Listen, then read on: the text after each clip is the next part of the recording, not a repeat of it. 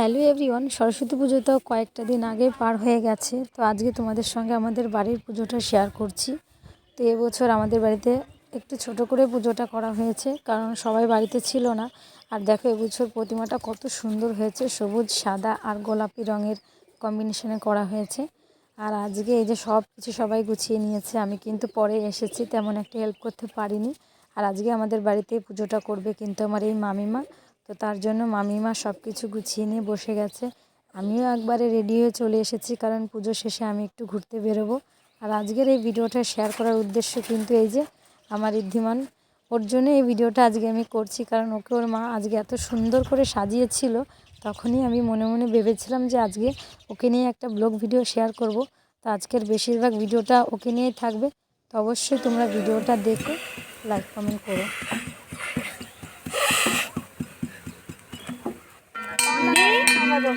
দিদি বাবা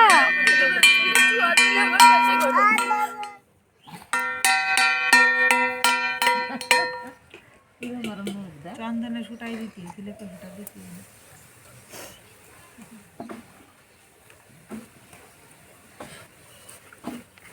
জলের গ্লাস দাও জামাইকো তুমি তো ওয়েট করলে না।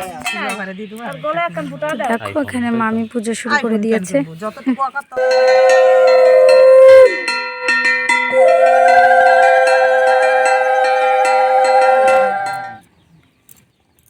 ডেকে দিয়েছে দিয়েছে বাবা। এটা কি দিয়েছে বলো তো? এটা গঙ্গা জল দিয়েছে। জলটা যেন পায়ে পড়ে না। কি বলবো মামি? নম বিষ্ণু তিনবার খাও। সেই বাণীর জন্ম কথা শুনো মতি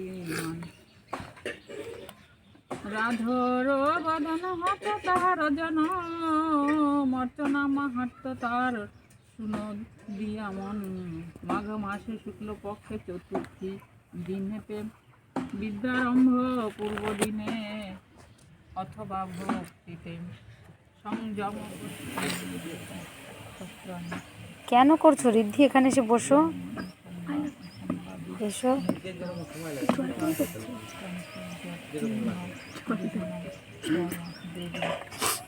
ভেঙে দিলে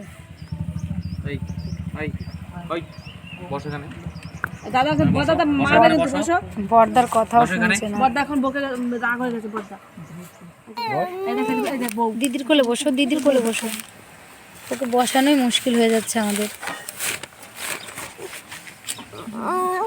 ঋদ্ধি ষড়রাগ দানিল নাম সঙ্গী শ্বেতশ্বরী 32 রাগিনী নামে রাগের ঐশ্বরী সরস্বতী তীর্থে দেবী লেখনী ধারিণী।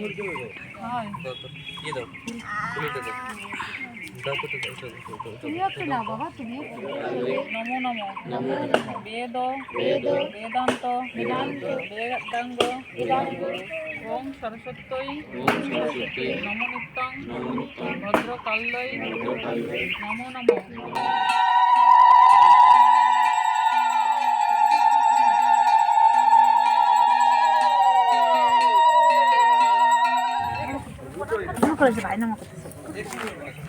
ভালো করে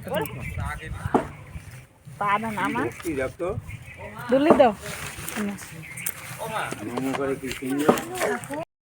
করা হয়ে গেছে।